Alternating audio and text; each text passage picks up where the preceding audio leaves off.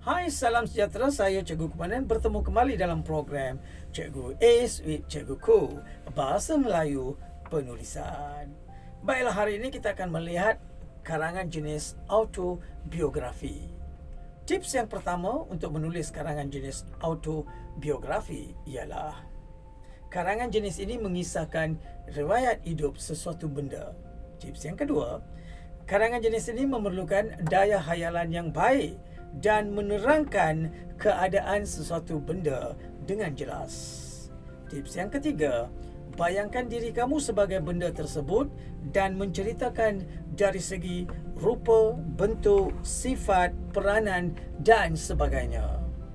Tips yang keempat, perkara-perkara yang berikut perlu dinyatakan dalam penulisan karangan jenis autobiografi ini. Yang pertama, bentuk rupa dan sifat. Yang kedua, asal-usul. Yang ketiga, kisah hidup. Yang keempat, kegunaan. Dan yang kelima, kesudahannya. Karangan jenis ini tidak mempunyai format yang khusus. Yang keenam, kamu boleh menggunakan bahasa hiasan dan peribahasa dalam karangan autobiografi. Baiklah, seperti biasa, hari ini kita akan membincangkan sebuah tajuk, iaitu Aku Sebuah Komputer. Murid-murid dikendaki menulis di antara 80 hingga 120 patah perkataan. Seperti biasa, karangan jenis ini memerlukan murid-murid menulis 6 perenggan, di mana perenggan yang pertama adalah pendahuluan, diikuti dengan perenggan isi, iaitu perenggan kedua, ketiga, keempat dan kelima. Dan perenggan yang keenam adalah merupakan penutup. Baiklah, seperti biasa, kita akan lihat cara untuk menjawab karangan ini. Di perenggan yang pertama, iaitu pendahuluan, murid-murid boleh menulis, Aku sebuah komputer. Namaku Dell. Aku berasal dari negara matahari terbit, iaitu Jepun.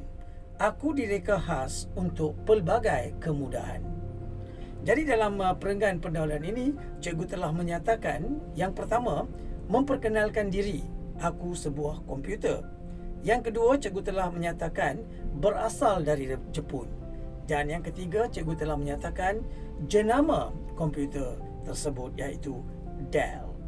Baiklah, perenggan yang kedua, idea yang pertama ataupun isi yang pertama. Pada suatu hari, aku telah diekspor ke Malaysia bersama kawan-kawanku.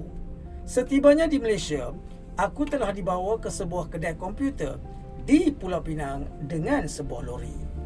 Baiklah murid-murid, dalam perenggan ini, dalam idea pertama ataupun isi pertama ini, cikgu telah menyatakan 3 perkara, iaitu 1, diekspor ke Malaysia, dibawa ke kedai dengan sebuah lori.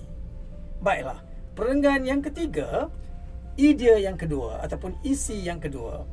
Di kedai itu, aku bersama kawan-kawanku telah dipamerkan. Saban hari, ramai yang berkunjung ke kedai melihat kami. Setelah seminggu dipamerkan, aku dibeli oleh seorang pemuda yang bernama Navin. Baiklah, dalam perenggan yang ketiga ini, iaitu idea yang kedua, cikgu telah menyatakan 3 perkara. Yang pertama, telah dipamerkan. Yang kedua, ramai pengunjung. Dan yang ketiga, dibeli oleh seorang pemuda. Baiklah, perenggan yang keempat, idea yang ketiga ataupun isi yang ketiga. Navin menggunakan aku dengan baik setiap hari untuk membuat tugasan di universitinya. Bah kata pepatah, malang tidak berbau. Pada suatu hari, air minuman tertumpah di atas badanku. Aku mengalami kerosakan. Baiklah, dalam perenggan yang keempat ini, dalam idea ataupun isi yang ketiga, cikgu telah menyatakan 3 perkara. Yang pertama, menggunakan setiap hari. Yang kedua, malang tidak berbau kerana air tertumpah. Dan yang ketiga, mengalami kerosakan.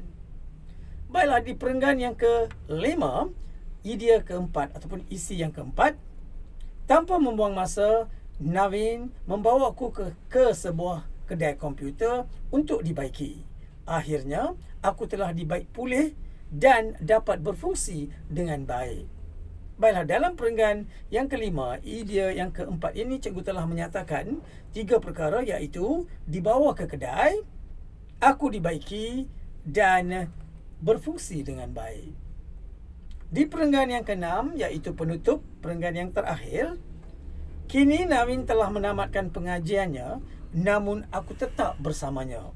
Aku berbangga kerana dapat terus berkhidmat. Baiklah, dalam perenggan penutup ini cikgu telah menyatakan 3 perkara, iaitu menamatkan pengajian, tetap bersama dan bangga dapat berkhidmat. Jadi murid-murid, cikgu telah memberi satu contoh jawapan untuk karangan yang bertajuk Aku Sebuah Komputer. Jadi murid-murid perlu pastikan setiap isi perlu dihurai dan diberikan contoh untuk melengkapkan satu perenggan dengan baik. Selamat belajar.